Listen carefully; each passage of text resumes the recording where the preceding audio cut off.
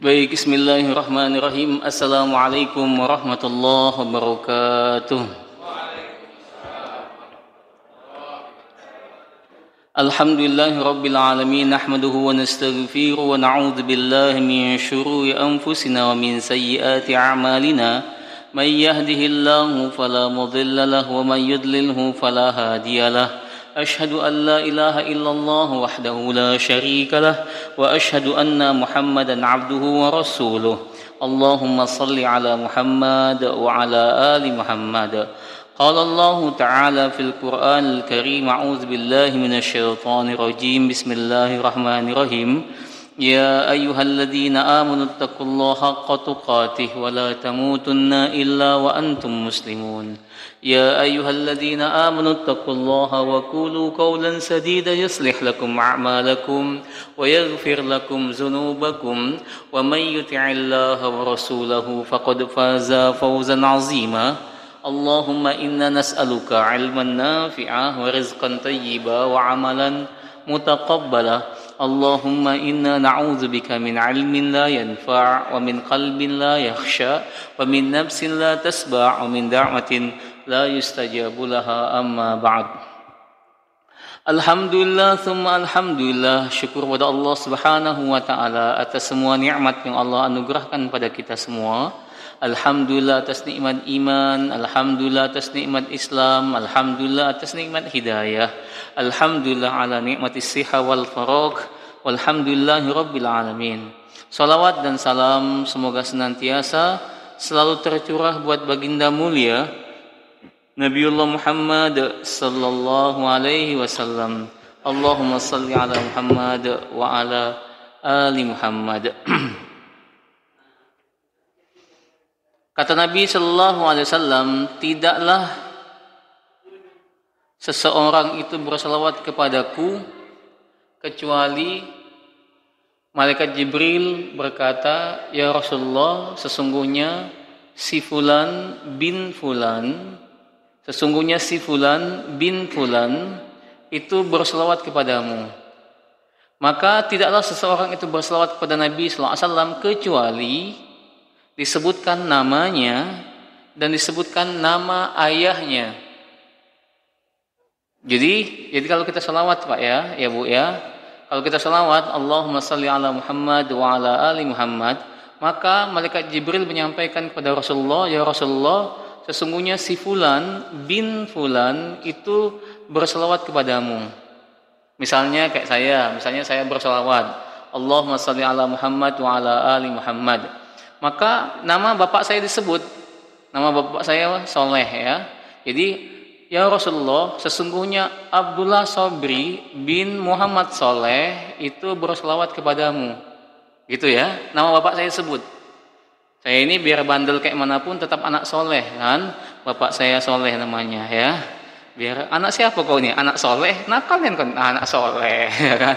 Tetap anak. Ya, jadi kalau kita ini ingin nama ayah kita disebut di hadapan Nabi sallallahu alaihi wasallam, maka banyak salawat kepada Nabi. Man shalla alayya salatan wahidan sallallahu alaihi asyara.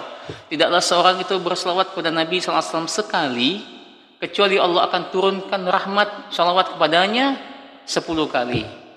Jadi kalau kita salawat kepada Nabi, maka Allah akan turunkan rahmatnya kita 10 kali. Satu kali kita salawat, 10 kali rahmat Allah turun untuk kita. Jadi rugi betul kalau orang itu tidak salawat, begitu ya. Jadi jangan selalu bayangkan salawat itu pengen punya mobil, salawatin aja, pengen punya rumah, salawatin aja. Dia kompensasikan salawatnya itu dengan kebendaan. Padahal salawat itu jauh lebih mulia daripada kebendaan di dunia ini. Baik, majelis Allah Subhanahu wa taala, saya tadi di WA ya sama Ustaz apa Mas Nasrul manggilnya nih, Ustaz ya. Ya, kata beliau gantiin Ustaz Kafi Hamdan ya. Kebetulan saya malam ini kosong. Cuma menarik temanya 10 rahasia bulan Zulhijjah. Kalau rahasia enggak saya ceritain lah. Kan rahasia. Ya kan, habis saya tutup ini ada 10 rahasia di bulan Zulhijjah. Karena ini rahasia, kita pulang ya Pak, ya kan? Kan rahasia kan. Iya, oke. Ada 10 amalan-amalan istimewa di 10 hari bulan Zulhijjah itu. Di antaranya, satu di antaranya yang akan kita bahas. Jadi kalau saya sebutkan semuanya kan terlalu panjang. Satu aja yang akan kita bahas. Kita akan hantar dengan beberapa ayat dalam Al-Quran. Di surat As-Saffat di ayat 99 sampai 100. Saya bacakan ayatnya. Wa idza quri'al Qur'an fastami'u lahu wa ansitu la'allakum turhamun. Jika Quran dibacakan, dengar dan diperhatikan, semoga Allah turunkan rahmatnya kepada setiap kita yang hadir dalam majlis Quran ini. Allah Subhanahu wa taala firman.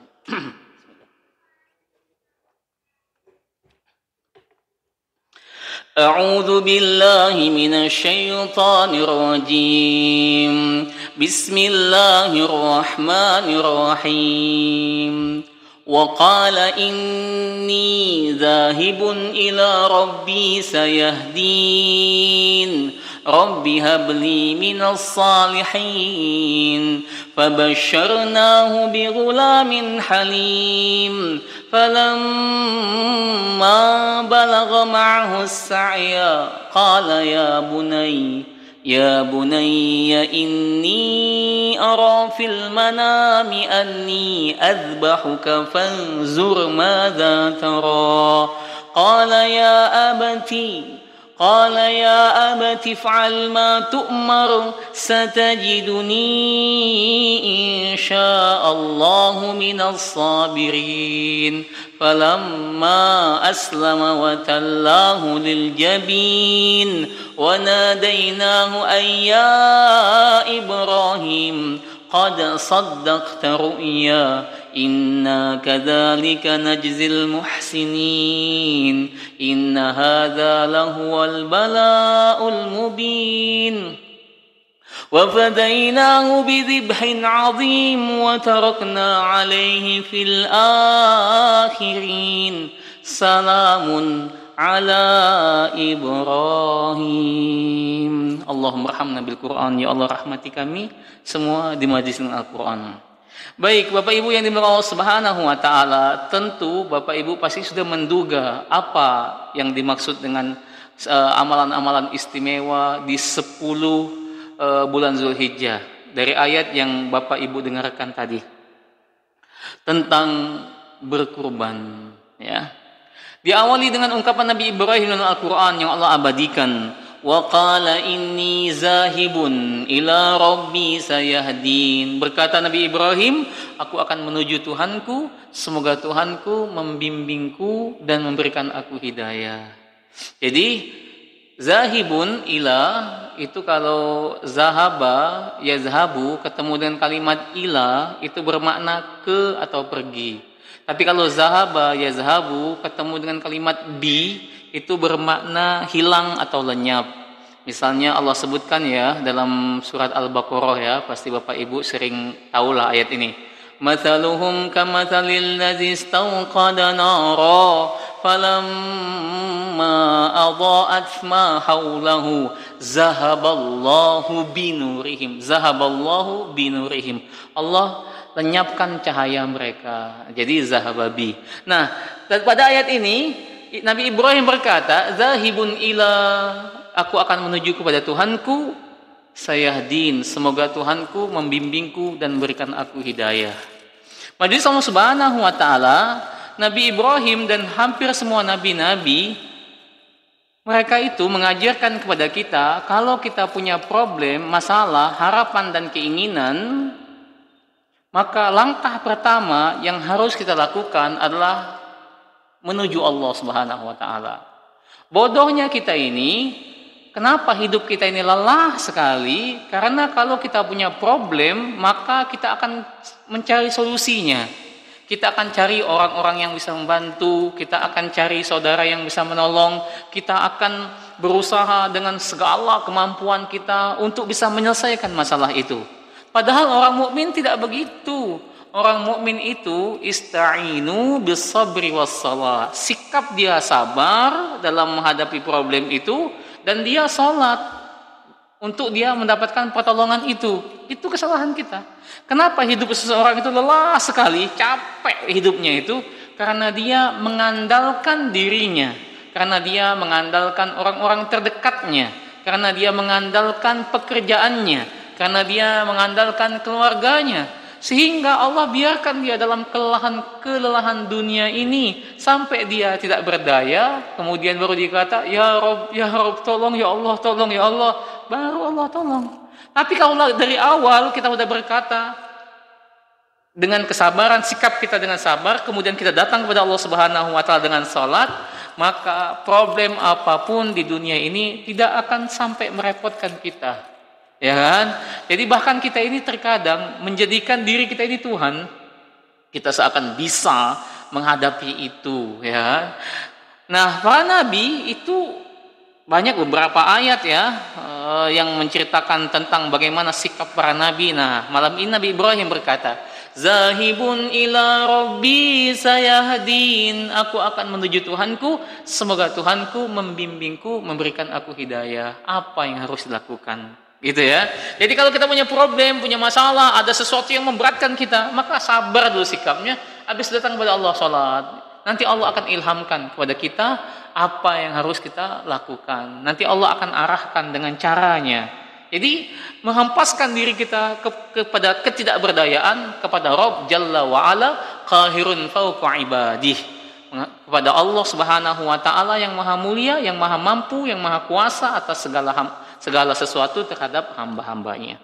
Apa problem Nabi Ibrahim? Nabi Ibrahim ini problemnya diantaranya kala itu beliau belum dikasih Allah keturunan. Maka Nabi Ibrahim berdoa dengan doa yang banyak, yang berulang-ulang sampai puluhan tahun berdoa.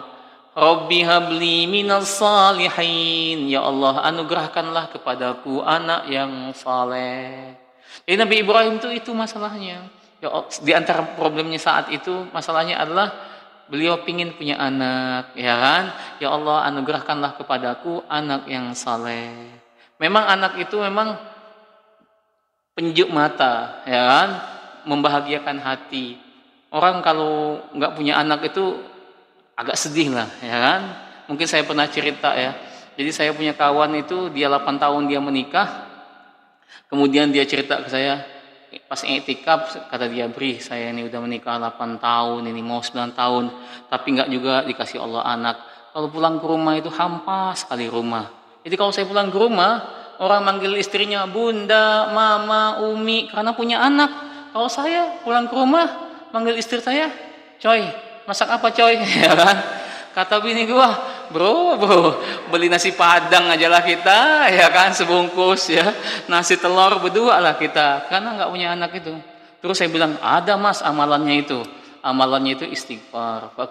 Dalam surat Nuh itu ya, faqultu astaghfiru rabbakum innahu kana ghaffara yursilis sama alaikum midrara wa yumdidkum bi amwali wa banina wa yaj'al lakum jannati wa yaj'al lakum anhara. Saya bilang istighfar, ajak istri istighfar, kemudian mandi hujan. Mandi hujan itu langsung dari langit. Jadi suami istri harus berdua, Ustaz, nggak mesti, ya kan? Boleh masing-masing, tapi lebih asik kalau berdua. Jadi kalau ada hujan deras, langsung mandi hujan. Kemudian minum air langsung dari langit, minum langsung sambil banyak istighfar, ya. Jangan dari seng, ya. Kalau minum dari seng pahit, ya. Ada kucing di atas kan repot ya. Ya mandi ini. Asal amalan itu untuk orang yang usianya masih produktif ya Pak ya Bu ya. Kalau punya kawan, punya sahabat, usianya masih produktif, usianya 30, 35, 40 masih bisa, 40. Tapi kalau usianya udah 50, jangan mandi hujan ya. Nanti pilek masuk angin. Nah, majelis Allah Subhanahu wa taala, maka Nabi Ibrahim berdoa kepada Allah, Rabbi habli minas salihin. Doa yang terulang. Tidak sepekan, tidak 2 pekan, tidak sebulan, tidak 2 bulan, tidak setahun, tidak 2 tahun, bahkan sampai ada yang menyebutkan 80 tahun, 82 tahun, 85 tahun. Berdoa dengan doa yang sama. Nabi Ibrahim berdoa, Rabbi habli minas salihin. Ya Allah anugerahkanlah kepadaku anak yang saleh. Nabi Ibrahim tidak berkata, ya Allah anugerahkanlah kepadaku anak yang cantik. Enggak. Karena anak itu hakikatnya bukan tentang cantiknya. Nabi Ibrahim tidak berkata kepada Allah, ya Allah anugerahkanlah kepadaku anak yang ganteng. Enggak. Karena anak itu hakikatnya adalah kesalehannya. gitu ya. Ada ibu-ibu yang hamil itu dia ngasih dia pengen anaknya jadi seganteng Nabi Yusuf. Dia baca surat Yusuf, dihatamkan surat Yusuf ya, hamil besar dibacakan surat Yusuf. Pas lahir ternyata nggak ganteng ya kan. Mungkin belum lah ini, tapi tetap dinamain Yusuf ya kan. Yusuf, dia harapannya ganteng. Pas besar anaknya malu dengan nama Yusuf karena dia ngerasa nggak ganteng. Akhirnya dia dipanggil Ucup, ya kan? Cup. Kenapa ya kan? Karena dia ngerasa nggak ganteng. Bukan soal gantengnya, bukan soal cantiknya, tapi soal kesalehannya. Makanya doa Nabi Ibrahim itu Robbi habli minas salihin. Ya Allah, anugerahkanlah kepadaku anak yang saleh. Bukan juga anak yang pintar, bukan anak cerdas. Ya Allah, anugerahkanlah kepadaku anak yang cerdas. Enggak. Bukan itu. Jadi inti daripada kepemilikan anak itu adalah kesalehannya. Ada seorang bertanya kepada seorang ulama, "Ya Syekh, bagaimana kriteria anak yang saleh itu? Apakah aku bisa termasuk menjadi anak yang saleh?" Kemudian kata Syekh itu, "Apakah engkau mendoakan ayahmu? Apakah engkau mendoakan ibumu?" "Iya ya Syekh, setiap sholat itu bahkan di saat-saat mustajab aku doakan ayahku, aku doakan ibuku. Kalau begitu engkau anak yang saleh." Karena kata Nabi SAW, "Idza mata ibnu Adam inqata'a amaluhu illa min thalathin." Kita tahu ya hadis itu ya. Hafal kita hadis itu. Terputus anak cucu Adam amalnya kalau dia mati kecuali 3 hal. Shadaqatun jariyah, sedekah jariyah, ilmun yuntafa'u bi, ilmu yang manfaat, waladun saleh yad'u lahu. Anak yang saleh yang selalu mendoakannya. Jadi bapak tidak perlu punya orang tua namanya saleh kayak saya, ya kan? Jadi orang tuanya namanya Udin, Cecep, siapalah, asal bapak selalu berdoa, asal ibu selalu berdoa untuk orang tua, maka sungguhnya ibu bapak adalah anak yang saleh. Begitu ya. Baik, Rabbi habli minas salihin. Maka doa tidak ada yang tertolak. Tidak ada doa tertolak. Inna rabbana la sami'ud du'a. Tuhan kita itu Maha mendengar doa. Dan Allah punya janji, ud'uni astajib lakum. Itu janji Allah, bukan janji anggota dewan, ya kan? Itu janji Allah, ud'uni astajib lakum. Engkau minta, aku beri. Engkau minta, aku akan beri. Maka Allah punya janji, kalau kita berdoa, maka Allah akan berikan akan jawab doa-doa kita itu. Bapak Ibu yang dimuliakan Allah Subhanahu wa taala, bisa jadi sampainya kita pada titik ini, pencapaian-pencapaian kita dalam kehidupan bisa jadi adalah doa kita 5 tahun yang lalu, 10 tahun yang lalu, 20 tahun yang lalu. Kita pernah doa sama Allah, ya Allah, begini. Dikabulkan hari ini setelah 20 tahun, bahkan kita lupa kalau kita dulu pernah berdoa itu. Tapi Tuhan kita bukan zat yang maha lupa, ya kan? Tidak lupa dia dengan doa, dikabulkan oleh Allah Subhanahu wa taala di saat yang tepat, saat kita membutuhkan. Atau doa pencapaian kita hari ini adalah disebabkan oleh doa ayah, doa ibu. Ya Allah, anakku, ya Allah, mudah-mudahan begini. Ayah ibu kita sudah tidak ada di dunia ini, tapi doa-doanya kita rasakan saat kita di usia ini. Jadi tidak ada doa yang tertolak, itu nggak ada. Doa itu tertolak kalau seorang itu isti'jalu bid-du'a. Orang itu tergesa-gesa dalam doa.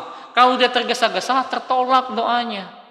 Atau dia tidak yakin dengan doanya sendiri, itu tertolak doanya. Dia nggak yakin dengan Allah. Dia berdoa, ya Allah, pingin skincare, ya Allah, harganya 527, lagi diskon di TikTok, ya kan? Biar muka ini agak bening-bening dikit, ya kan? Karena laki gua sering ngomong butek amat mukamu ini, ya kan? Padahal udah rajin mandi, ya Allah. Dia doa pengen skincare. Harganya, tahu skincare nggak Pak? Tahu ya? Jangan-jangan Bapak nggak tahu skincare. Ada itu Pak, skincare itu untuk skincare malam, skincare pagi, skincare siang ya. Agak mahal yang Pak ya. Ibu-ibu telah nggak tahu. Dia berdoa, ya Allah pingin skincare, ya Allah harganya 527.000, diskon di TikTok, ya kan? Kalau nggak diskon 600.000, ya Allah, mumpung diskon, ya Allah pengen bener, ya kan? Biar agak bening dikit ini muka. Tetapi saat dia berdoa itu, dia ukur kantong suaminya, dia ukur kerjaan suaminya. Tapi ya Allah, laki gua ini tadinya cuma jualan masker, ini musim Covid udah nggak ada lagi. Akhirnya jual lato-lato nggak musim pula, ya Allah, nggak mungkin lah dapat 527.000 itu. Kalaupun ada suami bawa pulang 527.000, mungkin enak dibeliin gas, dibeliin beras, dibayarin SPP gitu ya kan. Memang sekarang ini Pak, memang sekarang ini masa-masa COD ya kan, banyak dikit-dikit gitu ya. Ada istilahnya itu pagi ini makan tape lengket di tangan ya. Apa itu, ada kawan saya pernah ngomong gini, pagi ini makan tape kata dia, makan tape lengket di tangan, semenjak istri ada HP ya kan, ada aja COD-an kayak gitu ya, kata kawan saya ya. Nah, Allah Subhanahu wa taala, maka ketika dia berdoa pada Allah Subhanahu wa taala itu dia ragu dengan doanya, maka nggak bisa terkabul kalau dia ragu pada Allah. Tapi kalau dia berdoa, ya Allah, aku minta ini, tapi aku nggak tahu caranya, tapi Engkau tahu bagaimana mendatangkannya. Bisa aja datang pagi-pagi, Assalamualaikum, Waalaikumsalam. Bi, apa pagi-pagi bertamu ini ya kan? Woi Bi, tadi malam kemarin Bi, aku beli skincare Bi. Ini Bi mereknya, dia lihat, wih skincare yang aku pengen itu, aku coba Bi, tapi muka aku merah-merah, baru sekali Bi nyobanya, lah nggak cocok Bi, buat Bibi aja lah, ya kan, gratis dia dapat ya. Jangan tanya caranya Bapak, jangan tanya caranya Ibu, jangan ukur Allah Ar-Razzaq, Allah Al-Ghani, Allah Al-Hamid itu dengan kemampuan diri kita. Katakan, ya Allah, aku nggak tahu caranya, tapi Engkau tahu bagaimana memberikannya. Pak, yang saya sampaikan ini bukan tentang apa yang saya bisa, tapi tentang apa yang saya rasa. Jadi apa yang saya katakan ini nggak ada di kitab mana, nggak ada di pengalaman-pengalaman di buku mana. Itu rasa yang hadir dalam kehidupan kita ini tentang keyakinan pada Allah Subhanahu Wa Taala. Ya Allah, pengen punya rumah, ya Allah, 3 kamar, ya Allah, kamar mandinya 2, di depannya ada pohon mangga, ya Allah. Doa, aku nggak tahu caranya, ya Allah, tapi Engkau tahu bagaimana memberikannya. Sungguh-sungguh berdoa, Allah kasih. Ya Allah, cuma guru ngaji, ya Allah, tapi pengen ke Baitullah, ya Allah. Engkau tidak tahu, aku tidak tahu caranya, tapi Engkau tahu bagaimana memberikannya. Itu caranya dengan Allah, keyakinan. Tapi kalau kita ukur, ya Allah, pengen betul ke Baitullah, ya Allah, tapi dia katakan, tapi laki gua tukang gorengan, nggak mungkin lah. Ya naik angkot aja dia mikir-mikir duitnya, naik ojek, ini mau naik pesawat gitu. Tidak usah tanya caranya. Allah tahu bagaimana membuat kita mencapai atau dicapaikan Allah kepada keadaan sesuatu. Jadi saya di bandara ketemu sama orang, sedih betul Bapak itu. Sedih apa Pak? Kayaknya sakit ya Pak? Enggak Mas, saya itu cuma punya duit 200.000 kata dia. Mau ke Mekah punya duit 200.000 ya kan? Loh kok bisa berangkat ini? Ada yang berangkatin. Oh Masya Allah, ada Allah caranya, doa dia. Nah, Allah Subhanahu Wa Taala, maka doa Nabi Ibrahim oleh Allah Subhanahu wa taala dikabulkan, fabasyarnahu bighulamin halim. Maka Allah berikan kepada Nabi Ibrahim anak yang lembut, yang nurut, yang sabar, gitu ya. Dikasih anak Nabi Ibrahim namanya Ismail. Falamma balagha ma'ahu sa'ya, maka tatkala Ismail sudah sampai di usia remaja, di usia bisa membantu, bisa menolong, usia membanggakan. Memang fitrah kita ini Bapak Ibu bangga dengan anak. Sebagian besar ayah, sebagian besar ibu itu bangga dengan anak. Sedikit sekali ada ibu atau ayah yang nggak bangga dengan anaknya. Semua manusia itu tabiatnya bangga dengan anak. Kata Allah Subhanahu wa taala, "I'lamu annamal hayatud dunya la'ibu wa lahwun wa zinatu wa tafahurum bainakum wa takathurun fil amwali wal aulad." Ketahuilah, kata Allah, sungguhnya kehidupan dunia ini main-main dan senda gurau. Hanya bersenda gurau dan saling berbangga-bangga di antara kalian tentang banyaknya harta, banyaknya anak, tentang harta dan anak. Jadi memang tabiat itu orang suka cerita anaknya, tabiat itu memang orang suka cerita dengan hartanya.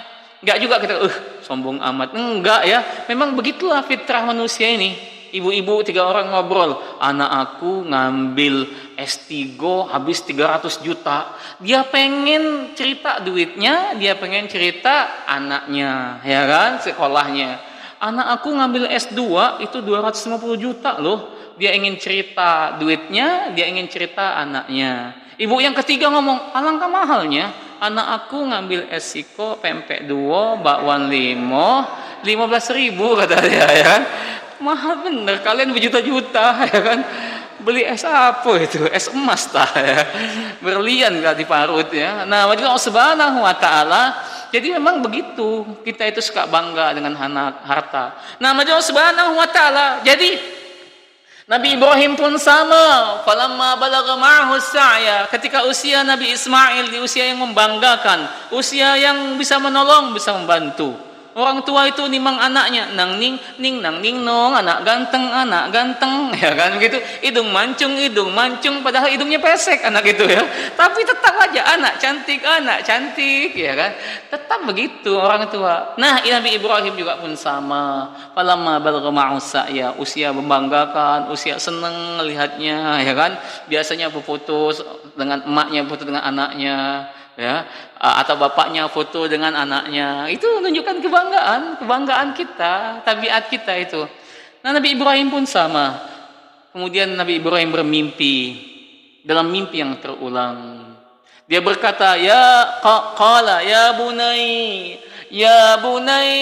inni ara fil manam. Wahai anakku, sesungguhnya aku bermimpi dalam mimpiku. Jadi Nabi Ibrahim ini bermimpi. Sekali kaget dia mimpinya nih. 2 kali, kok bisa begini mimpinya. 3 kali bermimpi lagi. Mimpinya, inni ara fil manam anni azbahuka. Nah, aku bermimpi, ayah bermimpi, ayah menyembelih engkau. Mimpi itu Bapak Ibu ada 3 yang saya tahu. Mimpi yang pertama adalah mimpinya para nabi. Nabi kalau bermimpi itu wahyu. Nabi. Jadi kalau seorang nabi bermimpi, maka itu adalah perintah atau larangan. Tapi nabi nggak ada lagi, ya kan? Jadi nggak ada lagi orang mengatakan, kalau ada orang di Indonesia yang mengatakan, Allah nelpon saya, ya, lebaran kita tanggal segini, mabok itu orang, ya kan? Mabok lem orang itu, ya. Dia sok-sokan nabi, ya kan? Nah, Allah Subhanahu wa taala, maka tidak ada lagi nabi hari ini. Tidak ada lagi nabi hari ini. Kalau saya sering dipanggil kawan saya nabi. Jadi nama saya itu Abdullah Sobri. Jadi kalau kawan saya ngasih saya sesuatu, nabi. Enggak, saya bilang saya bukan nabi, gitu ya kan. Kalau kawan saya sering manggil saya nabi, ya kan. Tapi saya nggak mau jadi nabi, ya. Nah, Allah Subhanahu wa taala, nah, Nabi Ibrahim itu bermimpi dengan mimpi yang sama, terulang. Maka mimpi yang pertama yang saya tahu adalah mimpinya para nabi. Mimpinya para nabi itu adalah wahyu. Maka jadi kalau nabi bermimpi itu wahyu dari Allah Subhanahu wa taala. Lakukan atau tinggalkan, perintah atau larangan. Mimpi yang kedua adalah mimpinya orang soleh. Orang soleh kalau bermimpi itu firasat, tapi dia nggak tahu. Setelah kejadian, oh iya, tadi malam saya mimpi begitu, gitu ya kan. Ada seorang sapam ya di rumah besar. Dia pagi-pagi ngetok ke rumah bosnya. Assalamualaikum. Pak, keluar pembantunya. Ada apa Pak Sapam? Ada apa enggak?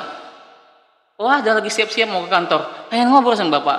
Pak, ada Pak Sapam mau ngobrol sama Bapak. Oh iya, sudah masuk. Ada Pak Sapam. Oh gini Pak, ya sudah, duduk aja dulu. Mau kopi enggak? Enggak usah lah Pak. Mau ngopi enggak? Enggak usah lah Pak. Mau ngopi enggak? Ada pisang goreng enggak Pak? Kan nawar ternyata dia. Nah, Allah Subhanahu wa taala, ada apa Pak Sapam? Gini Pak, tadi malam Bapak mau kemana dulu? Bapak mau kemana? Ya ke kantor lah. Habis itu Pak, ya urusan saya lah. Tapi memang saya nanti siang, saya jam 2 mau pergi keluar kota, pesawat saya jam 2. Jangan Pak, jangan. Karena tadi malam saya bermimpi, saya melihat pesawat yang Bapak naikin itu kecelakaan Pak. Jangan Pak. Kamu ini. Iya Pak, saya tadi malam mimpi, nyata bener mimpinya itu Pak. Jangan Pak. Kamu ini penting urusan saya itu luar kota itu. Akhirnya pergilah bosnya ini ya kan ke kantor. Jam 1:30 ke bandara. Di bandara macet, gak sampai bandara, ketinggalan pesawat yang berangkat jam 2. Akhirnya dia pesan tiket, nunggu setengah jam. Nunggu setengah jam, ternyata ada berita pesawat yang bakal dia naiki itu memang kecelakaan. Pulang dia, besoknya dipanggil Pak Sapam. Pak Sapam, ke rumah? Iya Pak, ya kan. Sudah masuk ke rumah. Pak mau ngopi nggak? Boleh lah Pak, pisang goreng ada Pak? Pisang goreng masih, nah pisang goreng Sapam itu ya. Nah, Allah Subhanahu Wa Taala gini, tunggu sebentar ya Pak. Kemudian bosnya itu masuk, habis itu bawa amplop coklat. Pak, ini uang gaji Bapak sebulan. Dan ini pesangon dari saya, Bapak saya pecat. Loh kok saya dipecat Pak? Salah saya apa? Begini ya Pak, Bapak ini kan sapam. Sapam itu kan harusnya jaga. Ini Bapak ketidur-tidur sampai mimpi-mimpi pula ya kan. Bisa aja sapam itu orang soleh ya kan.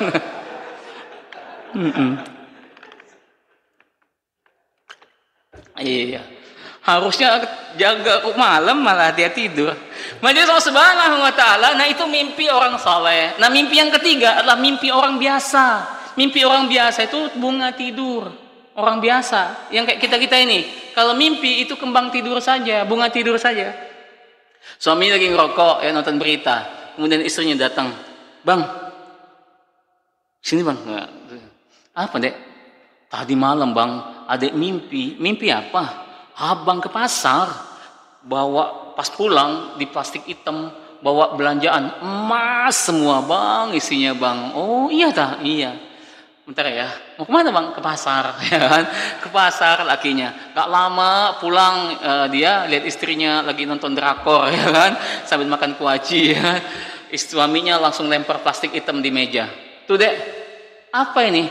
Itu buka aja lah. Apa sih Bang? Buka aja lah, dibuka sama istrinya, deg-degan dia. Pas dibuka ternyata isinya buku tafsir mimpi.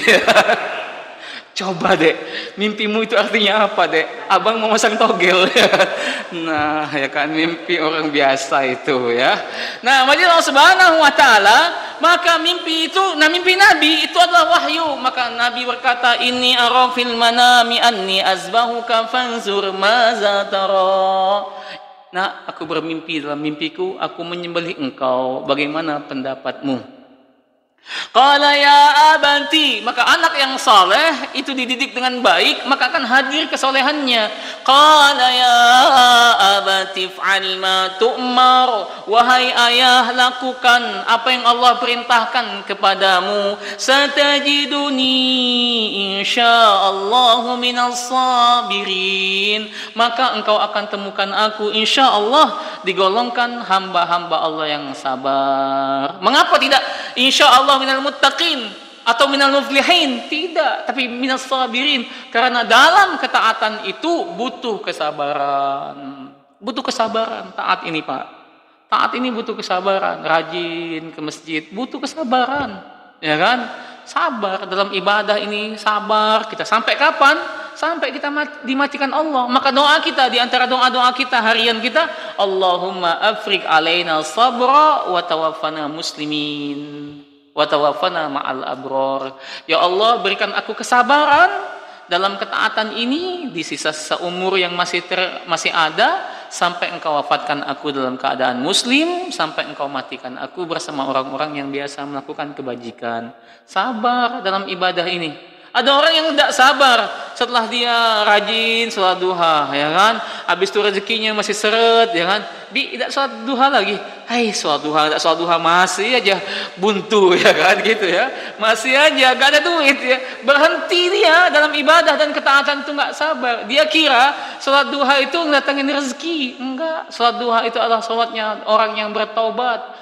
Sholat orang yang minta ampun. Maka orang yang suka bertobat, orang yang suka minta ampun, hatinya bersih, ketaatannya baik, maka Allah mudahkan rezeki dia.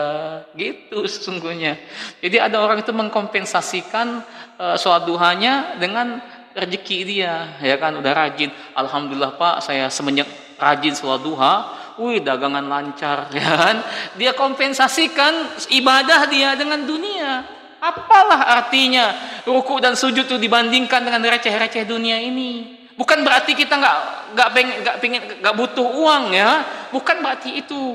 Tapi setiap ibadah kita niatkan Inna salati wa nusuki wa mahyaya wa mamati lillahi rabbil alamin. Jadi tapi orang yang taat pada Allah Subhanahu wa taala, Allah akan mudahkan urusannya, urusan dunianya.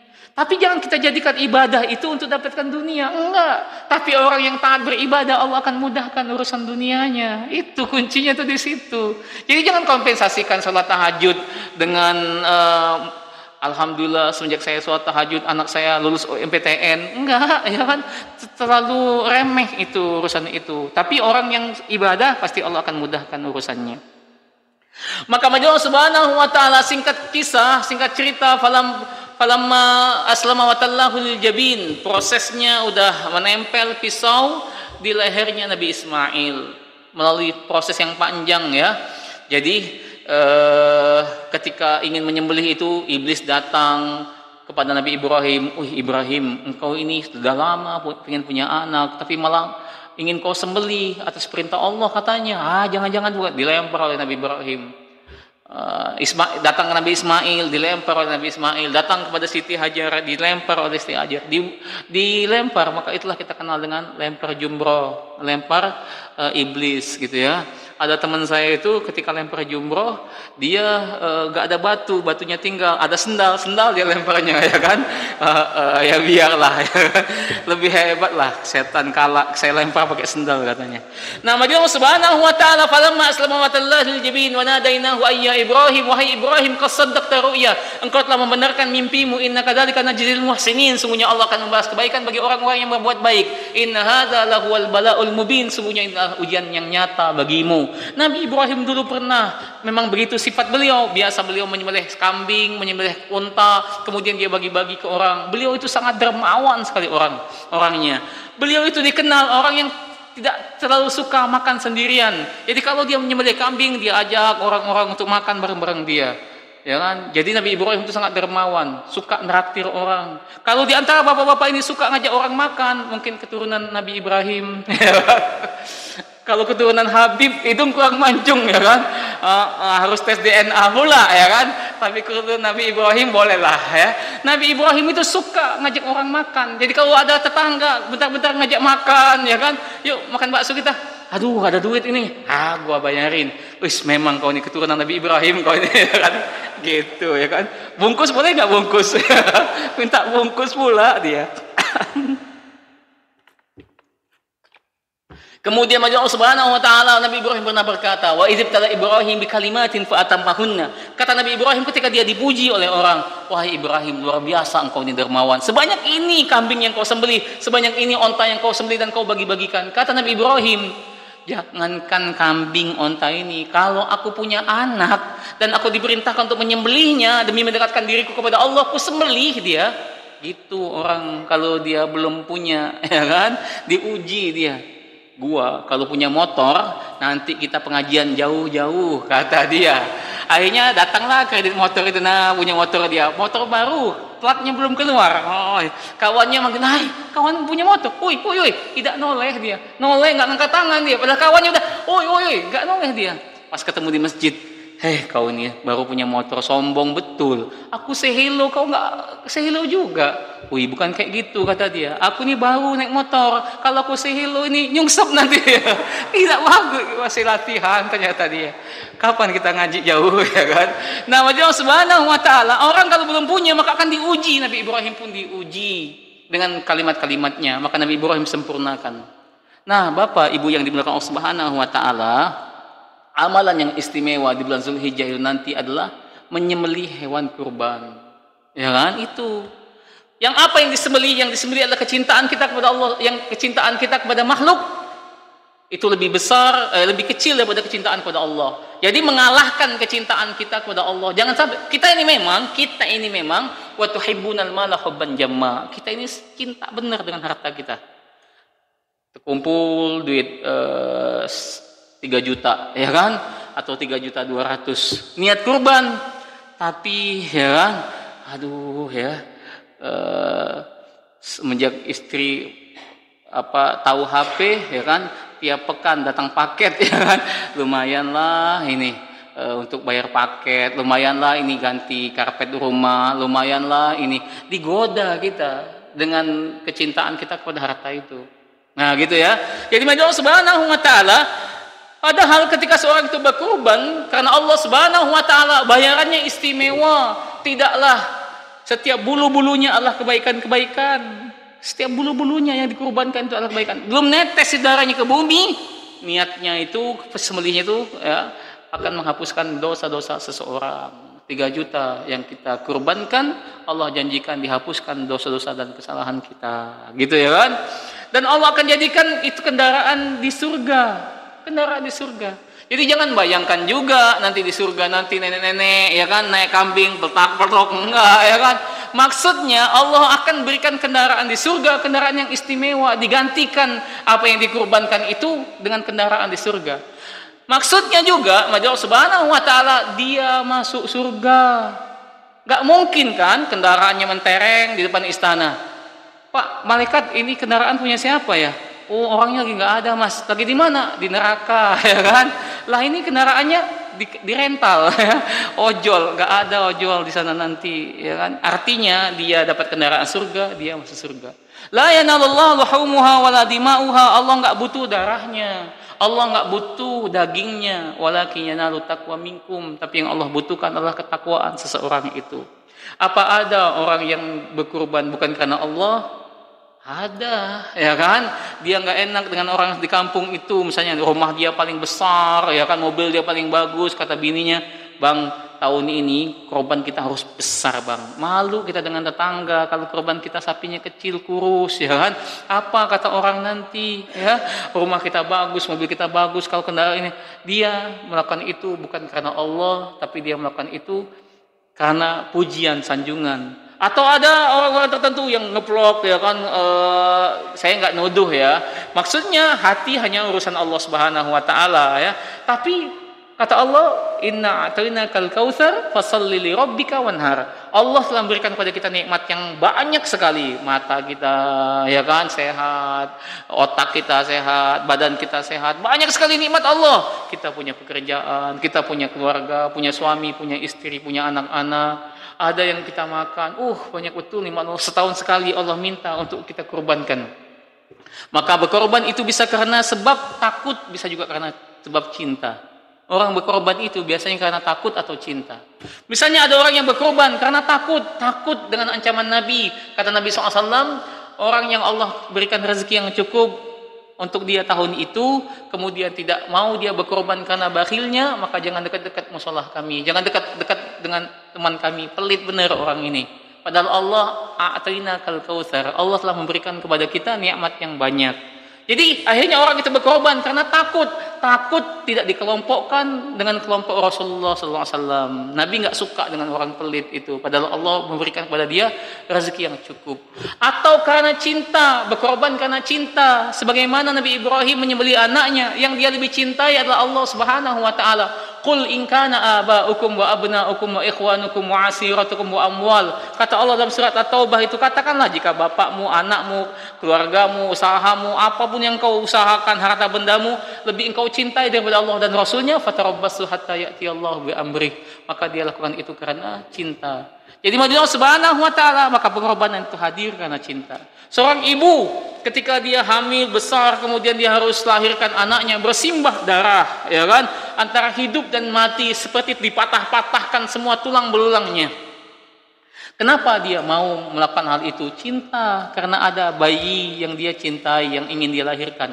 Atau zaman sekarang dibedel perutnya, dibelah perutnya, berlapis-lapis kulit dan daging yang harus dibelah, diangkat bayinya, ya, sesar itu. Kenapa seorang wanita sanggup dia antara hidup dan mati demi melahirkan anaknya? Karena cinta. Atau seorang ayah ketika bayinya lahir belum bisa apa-apa ya itu, tapi di kepalanya kira-kira anak ini mau dibuatnya jadi apa, mulai dia terpikir sekolah kayak mana, mulai dia terpikir dia nanti kuliah seperti apa, maka dia banting tulang, dia bekerja, capek, lelah, panas, hujan demi anaknya. Kenapa ada pengorbanan begitu? Cinta. Nah, jadi Allah Subhanahu wa taala, maka berkorban karena takut atau berkorban karena cinta kepada Allah Subhanahu wa taala. Jadi kalau ada pertanyaan amalan apa yang istimewa di bulan Zulhijjah, maka satu amalan yang kita bagi pada kesempatan malam ini adalah berkurban. Kalau Anda menyembelih kambing 20 ekor di bulan Rajab, 20 ekor di bulan Sya'ban, 20 ekor di bulan Syawal, tidak akan bisa menyamai dengan satu ekor di ayyamut tasyrik, di yaumul udhiyah. Karena amalan ini amalan yang istimewa di saat yang istimewa dengan pahala yang istimewa pula. Itu barangkali yang bisa kita bagi pada kesempatan yang mulia ini. Semoga Allah Subhanahu wa taala berikan kita rezeki untuk bisa melakukan kurban tahun ini. Tapi ini tidak wajib. Jangan memaksakan diri datang ke lapak kambing, habis itu ada tali kambing, ya kan, ditarik, ditangkep sama orang. Kamu mau curi kambing? Wih, tidak, oi, aku cuma ngambil talinya, kambingnya ikut, ya kan? Maling kau ini, ya kan? Untuk apa kau? Untuk kurban enggak Allah terima, ya kan? Yang Allah terima itu yang halal. Jadi tidak wajib. Tapi kalau Allah kasih rezeki, syukur karena bisa melakukan amalan itu. Kurang lebihnya mohon dimaafkan. Hadanallahu wa iyyakum ajmain. Subhanakallahumma wa bihamdika nasyhadu an la ilaha illa anta wa nastaghfiruka wa natubu ilaik. Assalamualaikum warahmatullahi wabarakatuh.